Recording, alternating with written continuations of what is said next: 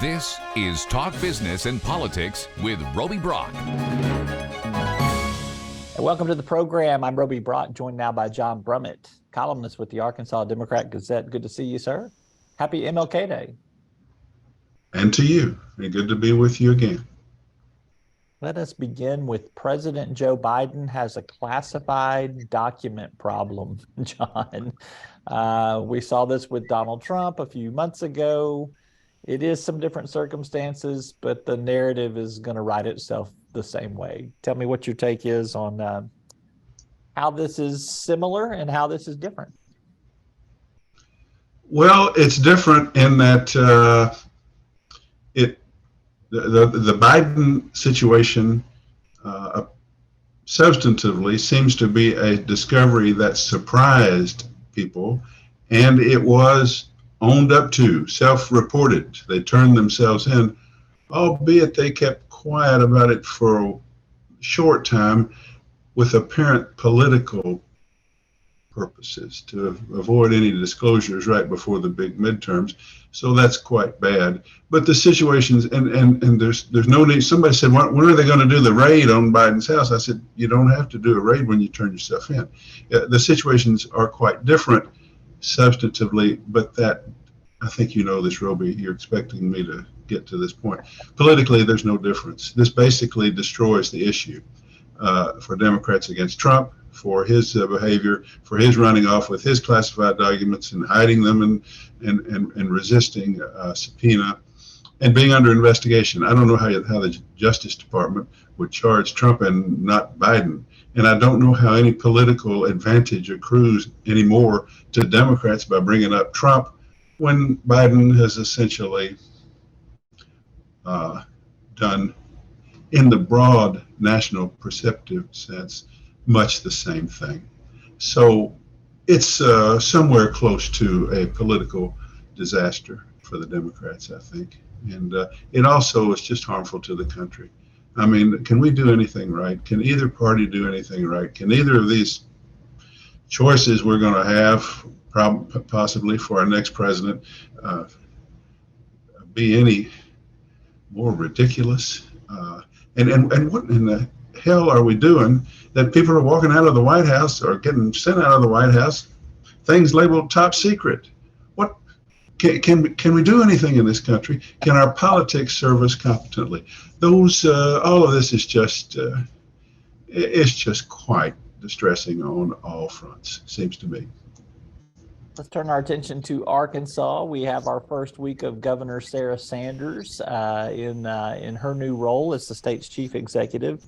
Whereas Asa Hutchinson kind of governed by task force, I think Sarah Sanders is going to govern by executive order. What do you make of this tactic of executive ordering everything? I believe on the first day issuing a flurry of executive orders is Trumpian.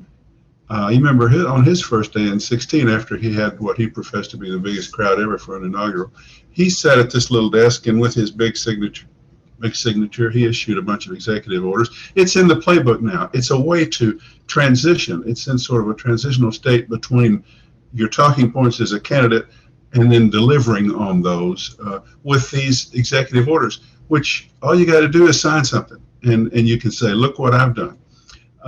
They're largely pointless. They're largely window dressing. They're largely grandstanding. And I guess the one about quit indoctrinating our kids in school, and we're going to look around for materials that we think are indoctrinating, that she herself went on Fox, I think, yesterday and said, no, we're not, it's just preventative. We don't know of anything that's happening, but they're going to force all the school districts to go around. The superintendents have gotten these memos from the DeSantis Sanders education secretary to start rooting around through their materials and see what they've got. Take 90 days for that. They'll probably find some things like DeSantis found in Florida, and they'll make a big deal and they'll tie up the time in the public schools. So that one may come to something. But most of them, if executive orders were really powerfully substantive coming from a governor, then everybody would have worn masks, right? Didn't Asa Hutchinson issue an executive order for a mask mandate. And how'd that go? Nobody enforced it, and sheriffs openly said they weren't going to, and police chiefs. Same kind of deal here, but it allows that conservative talking point flourish. Look what she did. She went in there the first day, and boy, she hit the ground running. I'd say backwards to the 50s, but she hit the ground running fast. And it's just it's a part of the new politics, particularly on the politically savvy right wing, seems to me. So yes, so I do think that there was the PR side of all of that, and some executive orders. There's some executive power to do a few things here and there, but largely my task force analogy earlier, whereas Asa Hutchinson would, put together a group of people from different walks of life and charge them with coming up with a report in 90 days. She's directing her one-man task forces to be her cabinet secretaries to go out and root around for 30 or 60 or 90 days and bring her back all this information. That's where I see some similarities there in terms of. Well, it's similar. Asa encountered tough issues, and for the first several months, he just said, we're going to do a task force on that. And of course, people who are like me made great fun of that. And now we're wishing we had some task forces.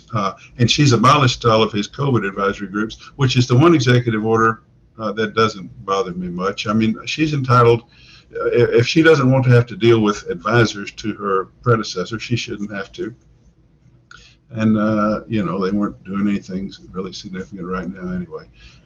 And so there you go. I'm telling you, along that same line, her governorship is I don't want to call it a repudiation, but contrasting her governorship as introduced and portending is starkly different from Asa's, to the point that I think if Asa gets out there in Iowa and shows up decent in a poll or something and becomes the flavor of the week, there are going to be national media profiles on her, on him, in which they're going to seek out her comments, and she's going to end up criticizing the liberal mess that Asa Hutchinson left her. That's a prediction I'll offer today.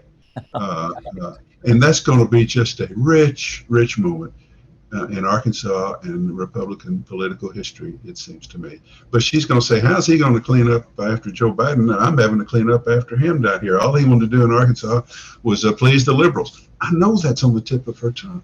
I know it's there because she's basically denounced his style of being a moderate conservative, eschewing the cultural issues as needlessly divisive. She jumps right in. She's big on the cultural issues because that's where her political currency is. It is, the era of Sarah is for real, and it's upon us.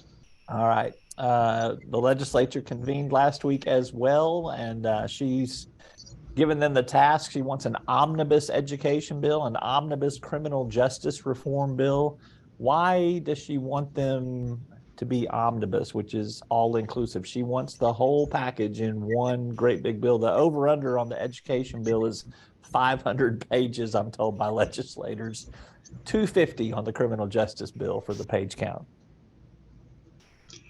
I think it enables her to take more singular credit. Look at all I got done. I got it done in this one bill, and they'll give it to her, won't they? Even though they grumble about it, she's the boss. And I think there's a little bit of just own the liberals on this, own the Democrats. For some reason, maybe she still wants to mess with the anemic, pointless Democratic caucus. But when you do all this in an education bill, in one bill, then you've got school choice in there with pre-K. You've got teacher raises in there with whatever else you're doing, and you're saying vote for it all or vote against it. And that's a Washington partisan trick that I have criticized repeatedly in both parties, putting everything in an omnibus bill and not breaking things out because things are different. And her point is, what she's arguing, what I heard Missy Irvin say to you yesterday is it's just better to somehow it's more coherent. It's better It's a better strategy to do it all together. Not really. You can do them in individual bills and let the ones pass that pass. They could have done Obamacare that way. They could have. Instead of having what they had, 11,000 pages. I know it was enormous, and I was writing then.